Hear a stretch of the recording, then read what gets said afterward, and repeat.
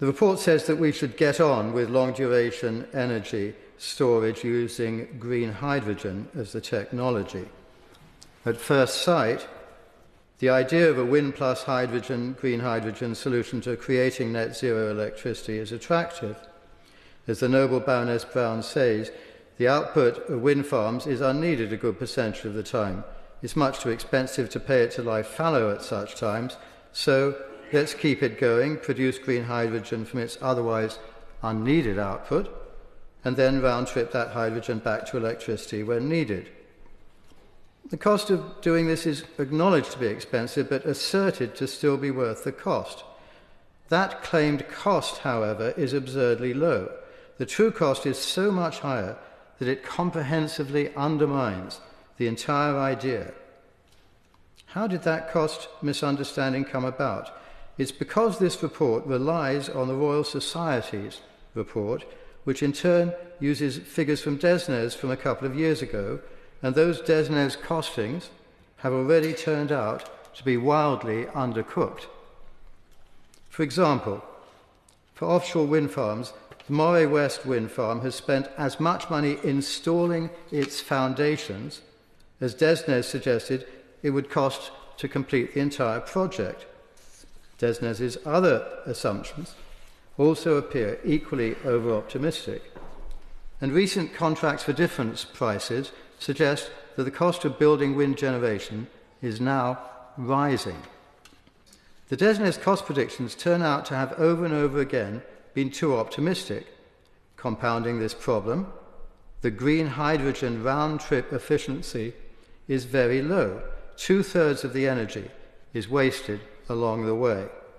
At the end of the day, the Royal Society say the 2050 cost of a full electricity green hydrogen system would be of the order of £40 billion a year. But that assumes huge reductions in costs and huge improvements in efficiencies. Using current 2025 technology, the sum cost is nearly 4 times as much, £150 billion a year. Spending taxpayers' money in long-duration green hydrogen energy storage is yet another example of a speculative, idealistic, industrial strategy approach, as espoused by Lord Livermore in the previous debate, to the economy. It doesn't work.